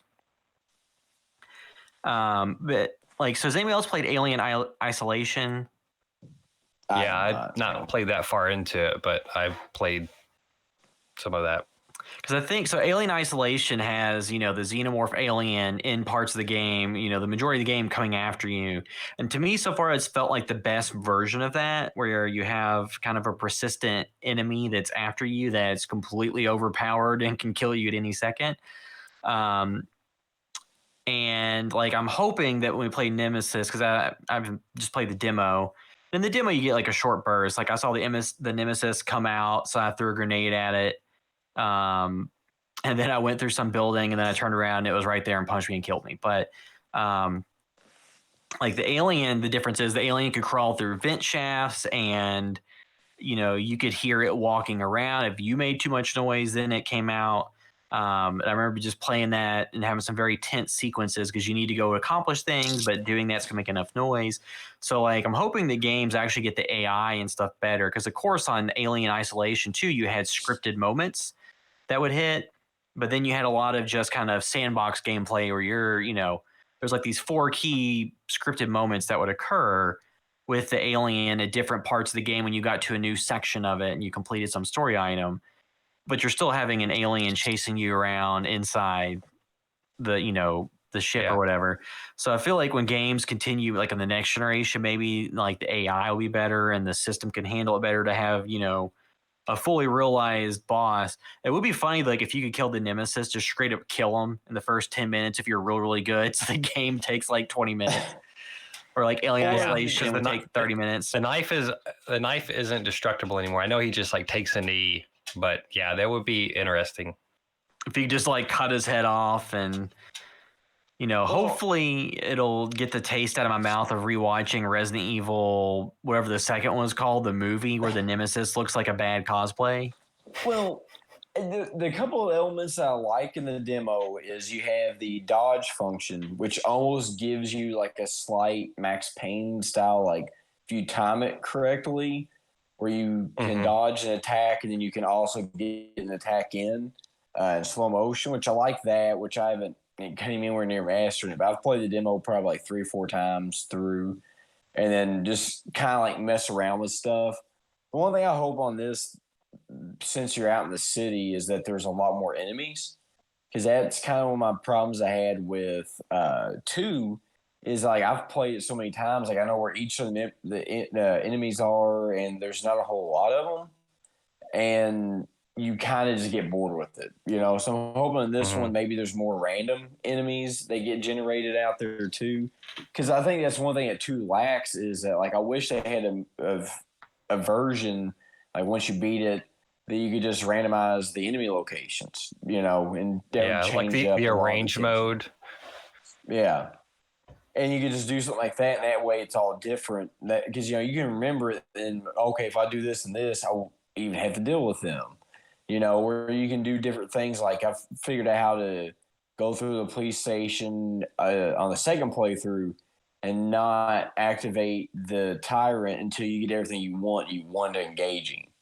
You know, so you can have all these weapons, you know, and I'm hoping that it's a little bit different with 3, And there's a little bit more randomization of the enemies, and that way you don't always just know where everything's at. Yeah, I don't know about that, but because I'm not for sure, but I have heard, I think it's less less of the horror, like kind of slow tension, and I think more action, which is kind of what I remember 3 being anyway. Yeah. I just remember a big focus on the weapons in 3 and all that stuff. Because I think you get like the shotgun way earlier and all that stuff. In 3, the version I played in the GameCube, I don't know how it is, if it's different than the PlayStation version, but when you start, like I played on normal mode or whatever, may have played on easy, but whatever, normal, whatever it was. But it's like you start off with the box like full of, you start off like a machine gun and a shotgun and a magnum and a whole bunch of stuff when you get to the safe room. So I don't know if I can't remember. It might be that, again, 3, I bought it like as soon as it came out, or I got it as soon as it came out, just fell off of it, even though friends would play it and stuff, and I had friends that beat it. And then I bought it like on the PS3 store when it was on, because they have like the PS1 games on there. And like every time I'd go on vacation, I would have it on my PSP or my PS Vita and start playing through. I'm like, okay, I'm going to beat 3 this time. And I would like get up to a certain point, and I restart it every time. I've played it probably within the past like 4 years when I went on a trip, but I just have never beat it. Well, one of the cool scenes, like toward the end of the game, you're fighting the Nemesis. This is from the original version. You go in a room, and there's like a bunch of dead Umbrella soldiers, and there's like a tyrant that they shot the rocket launcher in the wall. So I kind of hope that that's like in the game too, just because the pre-render background stuff always looked kind of cool, and so I hope they kind of keep that weird funkiness in this version, and just kind of a little fun with that and play around with it. I enjoyed 2 a lot, so my expectations are high. What I really want one of these games to do at some point, and they probably, because a lot of game developers are very much like they create their system and their gameplay mechanics, and they kind of stick with that and just iterate off of it for forever. But I want a zombie game from like Resident Evil where it's like Half-Life 2 and Trap Town, where there's like all the zombie area where you get to play with physics and you can just shoot a door down, and you can take a table and just throw it through over. Like I want it to be real-time physics where you can kind of go through and instead of collecting a medallion that looks like a lion and sticking it in a statue, like no police station has that. I just want to take the shotgun and blow the door that's locked, just blow the handle off and go in. Like, is that too much to ask? Well, what kills me about I'm really curious. Go ahead, Derek. What kills me about like all that stuff is like in that game in Resident Evil 2, you put the medallion in, and then it kind of comes down. There's like those steel bars that keep you from going down. And then right next to it is a acetylene torch set up. And it's like, why can't you just get the acetylene torch and then cut the bars off instead of doing all this shit? So like it would be nice if, like you said, William, they have a game where it's like, give me scarce ammo so I can my choice is either 1, shoot the doorknob off, or 2, I'll conserve my ammo and go through and try to find the key. But like real life, you'd be like, in that situation, probably do whatever you had to do to get the doorknob off. I just remember going back to even the Halo 1, there was some level where I just like when you get dropped in a big level and it's complete freedom as how you get to the end point. And it's never been what Resident Evil is about, because it's initially just about using the limitations of like a PlayStation to force you into an experience where you have like the tank controls and limited angles and all that stuff to create tension. But it's like, that's been so done. Let's do something a little bit different. I mean, but that's also just, wishful thinking, because most games don't change their gameplay systems that dramatically. Yeah. Again, for me, just having 7 in VR was enough for me to be like very excited. And I've like one of the best game experiences I've had, I think, is playing that in VR, because it was like a horror based thing. And it did feel like your skill, I don't know, I felt like your skill kind of mattered in that, you just feel more connected to it. But there was apparently some some rumors from reliable sources about, I guess, the next Resident Evil. It's been play tested, and I guess the feedback is very good, and people are very excited for it. And I guess they're also going to do some more remasters. I think the team that did Resident Evil 3 is going to do some other Capcom remasters. They said it's not Dino Crisis and it's not Code Veronica. Yeah. But see, to me, those would be but I don't know. two most interesting ones. You know, yeah, I really wanted Dino Dino Crisis. Even Dino Crisis, I always bounced off that as well, but I thought it was so cool. I would love that in VR. But Onimusha, did you guys ever play that on PS2? That series? Was that the one that was kind of like Metal Gear Solid, but with? No, it's like Resident Evil. Okay, no. It's a Capcom game. It was basically their, new Resident Evil franchise for the PS2. I think I remember playing that. Yeah, I recently bought the HD version because I got into those in PS2 era, and I loved them. I beat 1 and 2, and I think 3 I got pretty far, never beat, and then I played a little bit of 4. They also had a Smash Brothers type fighting game that was only Onimusha, but part 1, I was kind of wondering how it would be to go back to that, just like going back to Resident Evil 1. It's clunky basically, and so this was like I think the first PS2 thing that Capcom did, because they were doing Resident Evil 0 and Resident Evil 4 on GameCube, and then Code Veronica on Dreamcast. So they were doing Onimusha for PS2, and the controls actually hold up very well. I don't know if it's because this remaster, if they've changed things, but essentially it's kind of demonic samurai you're fighting, or ninja, and you go through it's melee combat, and but it has a great upgrade system too. So you basically, it's more of an RPG take on Resident Evil. So when you kill an enemy, they're like orbs or souls or whatever float in the air, and you hold down like circle to absorb it into your kind of gauntlet on your wrist, and then you use that currency to upgrade your stuff. And you get new swords, you upgrade the swords. It is very cool, and like I said, it still plays pretty well.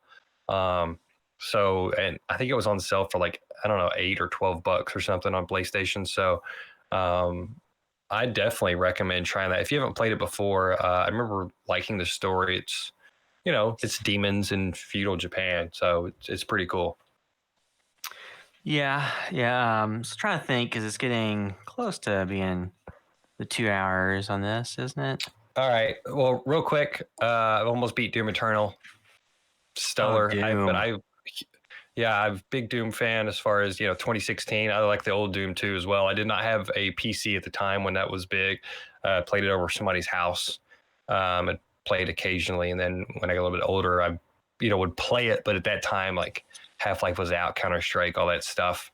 But 2016, I loved it. I love that loop of meleeing for your blood punch or whatever for the ammo and health, chainsaw for the ammo, punch for the health. They added now if enemies are on fire, you got like a flamethrower, or you can do like fire attacks. That gives you armor if they're on fire when you attack them or kill them. So it is this like constant loop of things that get you to play differently or try different attacks. I'd heard this one was harder, and it does feel like it starts off pretty difficult, or at least pretty intense. And I feel like you get your weapons faster, and it kind of picks you up to speed quicker almost because you've been through 2016. It's kind of a different style. It's more level based instead of like a big area that you kind of go through and loop back around and stuff. But I'm loving it. Have had so much fun with it. It is like right up my alley as far as like the type of games I like to play, as far as pure fun goes. I heard somebody say it's kind of like a character action game, something like Devil May Cry or whatever, which I also love those, and it makes total sense. So, it is a skill-based game. It isn't a game where, some first-person shooters, you basically work your way through it by knowing when to take cover enough and popping out, shooting, taking cover, popping out, shooting, rushing a little bit. It is not that type of game. It is purely, based on you improving your skills at it. And I think I'm on the last level now, but I absolutely loved it. And real quick other stuff I watched. I won't go into everything, but I watched Mac and Me because that was my daughter loves ET, so we're like, hey, let's watch Mac and Me. Why not? It's Kmart ET. We're in quarantine again. I'm always interested in it. I've seen tons of clips from it. Honestly, I asked her, I was like, what do you like better, Mac and Me or ET? She's like, Mac and Me. It's a pretty good imitation. It looks like it's shot in the same neighborhood as ET. The music is evocative and used well. It is an imitation. The product placement is great. Have you guys watched this before? Yeah, I've seen it. Yeah, there's that real weird like McDonald's dance number. Yeah, and not only that, the aliens get kind of energized and energy from drinking Coke, like straight Coca-Cola, not just like a soda, Coca-Cola. And there's a point where they're about dead. They go in and the parents of Mac are dead. They look dead. And I joked to my wife, I said, they're going to give them Coke. And they go to the car and get a straw and give them Coke and they come back to life. But it's goofy, it's fun, it's not that boring really, and like I said, it's a good imitation. The music's pretty good. So after watching that, I was like, looking into the director. I'm not saying it's a great film, I'm just saying it's not boring. It kept her engaged, it kept us watching enough. But Stuart Raphael. Anyway, I just clicked on what else he had made because it's a weird thing. It's a weird movie. When you see stuff like this, or say Troll 2, you're like, what are the decisions behind this? What is this person? What drives them? What else have they made? I didn't realize it was the director of Tammy and the T-Rex, which I guess recently has had a lot of buzz because they did a 4K restoration. It got put on Shudder. I think I saw it maybe on Hulu as well. I don't know if it's the first film, but it's the first film for one of them. Definitely early film for Denise Richards and Paul Walker. Yeah. Another weird thing about it is Denise Richards, the title screen when you're watching the film says Tanny, like Tanny, and the T-Rex. In the credits, she's listed as Tanny. And I can't remember if they call her Tammy or not in the movie, but the title is Tammy and the T-Rex. So obviously there was some confusion there or something. Apparently, the director, actually, I don't know if it was a director or a writer. Essentially, somebody said they had an animatronic T-Rex, and the director was like, "Oh yeah, well, can I use it to make a movie?" He's like, "Yeah, but I got it for 1 month, so you have to make them." So they wrote the film in 2 weeks or something, and then shot it very quickly. And essentially, Paul Walker, he gets in a fight early on because he's, him and Denise Richards are kind of a thing, but she also has a boyfriend who's this bully. Paul Walker's a jock. They get in a fist fight in the courtyard. They grab each other's penises for a while, squeeze them very hard.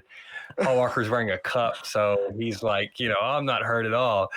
He gets elbow dropped a few times, but then later on, these people put him in a coma. I can't remember what happened. They take him out at a party or something. Anyway, he gets in a coma. This weird doctor, along with is it Isaac from Children of the Corn? Oh, yeah. You know what I'm talking about? Yeah. I had a profile picture for a while, or that picture where he's holding a cat. Yeah. It's his IMDb picture. Anyway, he's in it. So the doctor takes Paul Walker's brain, puts it in this animatronic T-Rex that currently can only be controlled by a computer.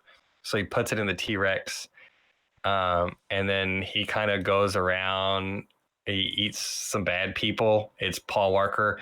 Then he has to use charades to let Denise Richards know it's him. Like he bites a rose early in the film. He tries to give her a rose, and she's like, "Oh, I can't take that. My boyfriend, he'll go crazy." And then so Paul Walker takes it back and eats it. And so she just kind of laughs.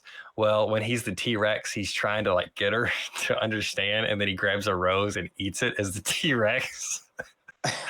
And yeah, it's just a bad looking animatronic T-Rex as well. Like they had to write it knowing that like that had to be part of the story because it looks so fake. And it's just from 94 too. So Jurassic Park, I guess, had already been out, right? Yeah. Like, yeah. So this wasn't impressing anybody. So like the way he got put in a coma was it like he went to the party and didn't have his cup on, and they grabbed him by the wiener again and just put him in a. Honestly, like, I started. His penis got ripped off. He's in a coma. I got busy at that point, but I don't know what it was. I don't know if he's like walking home. I can't remember what is happening. I can't remember what happens. But anyway, they get him in a coma. But the guy that plays the kid from Children of the Corn, who is an adult in this, the T-Rex kills. He dies somehow. Again, I was in and out on this a little bit because this was not as good as Mac and Me. I'll have to say. I think Mac and Me was a good imitation, and they had a basis. So like. It's easier to imitate something directly, I think, sometimes. And yeah, granted, there's less respect at times, or it seems like less of an achievement.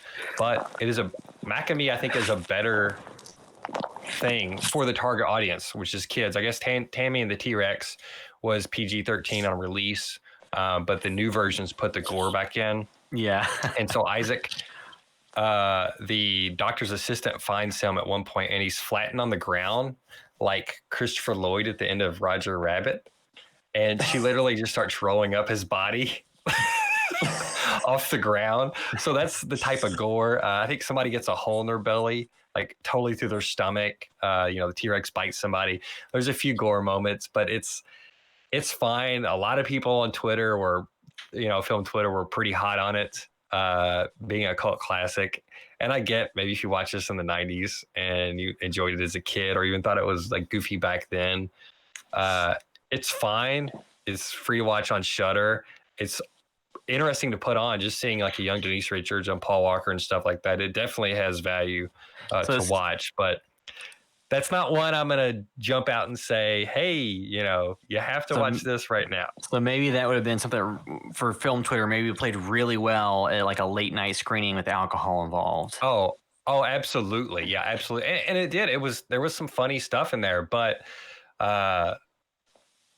you can, when it said it was like written in a couple weeks, I think I was like, that makes total sense. It just seems like it's just slapdash with some gore and, but it has that factor of a young Paul Walker and the Denise Richards in there. And an animatronic T-Rex that, doesn't look great. And they, at one point they go to the morgue to try to find him a new body, and they're like holding up bodies for him. And the T-Rex is like, put him back. He's got these little T-Rex arms, like there's some funny stuff, but I wouldn't pay to rent it if you don't have those services. Other stuff I watched, Some Like It Hot, Billy Wilder. Hadn't seen that before. I think it was a Criterion. Loved that. Toy Story 4. It was probably my least favorite. Didn't really engage my daughter. My wife and I were kind of in and out on it as well. It was fine, but it wasn't as good as I hoped. And one other film I want to touch on, The Killing Fields, based on a true story. It was on HBO. It was leaving this month. It's got Sam Waterston in it, Craig T. Nelson from Coach, John Malkovich. Anyway, here's the synopsis. It tells the real life story of a friendship between two journalists, an American and a Cambodian, during the bloody Khmer Rouge takeover of Cambodia in 1975, which led to the death of 2 to 3 million Cambodians during the next 4 years, until Pol Pot's regime was toppled by the intervening Vietnamese in 1979. This was one of those films that I was like sick in the middle of the night, and I was like, oh, this is going off there. I love Sam Waterston. I love films about journalists. It's a true story. I was like, I know hardly nothing about this. You know, you learn something historical, but a really moving, like phenomenal film. I'd heard of it before, but yeah, I absolutely loved it. So I just wanted to give it a little bit of lip service because it was probably the best film I'd watched recently, I think. And it is one of those, like, you know, seemingly mainstream, like 80s, 80s or 90s. I think it's 80s, kind of big dramas like that. And I like those. I, you know, watched a lot of those as a kid and stuff. So definitely recommend that film if you see it somewhere on streaming.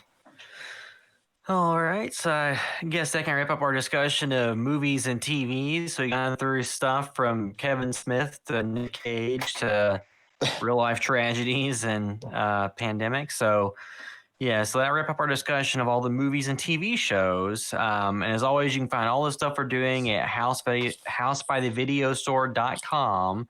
And we have links to all the social media accounts to Facebook, Instagram, YouTube, Twitter, all that good stuff. We do post stories on Instagram sometimes of stuff we're going to be doing coming up. There's some behind the scenes pictures from the shoots. There's just a few. I kind of guess we need to touch bases on all we can share or not. Yeah, there's been a couple articles out there that has some stills, interviews from PJ. It was that Rue Morgue had some stills, and two of the stills, so the header image and one still were from your short, one was from my short, and then two were from the short that Jed had done. So you check that out at Rue Morgue. I think I had shared it, or if not, the Blood Moon Pictures Facebook page, I think, has shared all the articles, maybe. Or you can just search for 13 Slays Till Christmas on Google and see, because Bloody Disgusting shared an article too. Because I have a Google alert set up on my name, and then it popped up, and like for like one day, I think it does like a weekly thing if there is anything. So there's one day I got like 5, or the alert had like 5 articles all about that movie project. It's like, well, at least it works. But yeah, so like I said, I'm not sure exactly what all the timeline's going to change to with coronavirus impacting all this, because a lot of people got involved. That was one of the later ones, you know, because they talked to you like what, last year in the fall? About September or so, yeah, September, October. So, you know, a lot of people had their shoots planned for, you know, February, March, April. But of course that all got thrown into array. And like, I luckily shot mine in mid-February before coronavirus was something you really had to be too concerned about in the United States yet.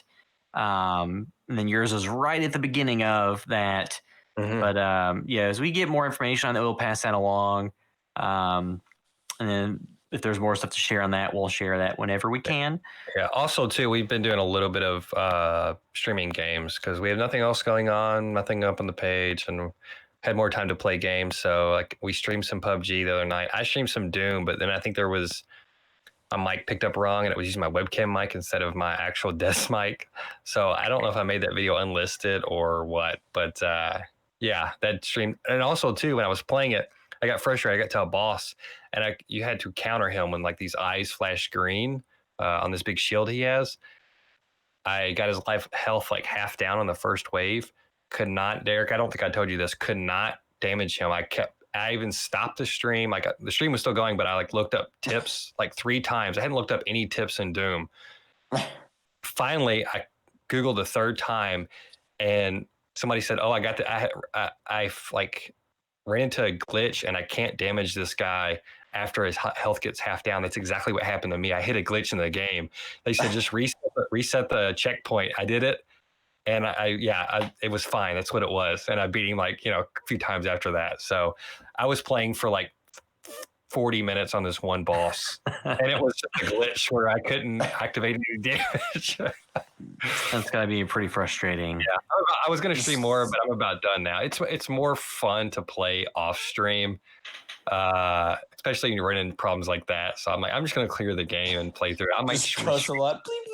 Yeah, I know. It was like the most frustrating part because I was like, I'm not countering right or doing something right, but I might stream some more if I do some replays. I don't know, but we'll stream some PUBG and some other stuff probably at some point. Yeah, and I think so. Doing those videos, Ghost to Kentuckiana, where it was going to places that have like urban legends or ghost stories, or places that are just abandoned or historical locations. So I have one where I went and shot like beginning of February or something that I haven't edited yet that I need to do. And that's of some place in Indiana that's pretty cool. And since you can't go interact with other people, I may go to some outdoor locations and shoot video, or I can do it alone. Yeah. So hopefully have that the one I shot was on Rose Island. It's like an abandoned amusement park in Indiana. Be a good setting for something. It's kind of, it's not super creepy. It's just interesting looking because it's just kind of like the remnants from amusement park from like the 1930s and stuff. But yeah, so I'll have that out sometime soon. Hopefully I'll get that like maybe out next week just to get that done. It's been sitting on it because we have all the short shoots and all that stuff. And the editing and all that stuff. But yeah, I'll have that out sometime soon as well. So you can look out for that or the streaming. And of course, we'll be sharing, news or information we have about the 13 Slaves project, any of that stuff. So just make sure you follow our social media accounts. So we have the store at the website. So if you're not strapped for cash and you still have a job and you're not laid off or anything or reduced hours, we do have shirts and such. And all that stuff's on the website at HBTVS.com. And I think that was all of the news and everything about stuff to keep an eye out for. So that'll wrap up this episode of the House by Vegasaur podcast. Thanks for listening. Oh yeah, I gotta send this out. Peace out, everybody. Ooh.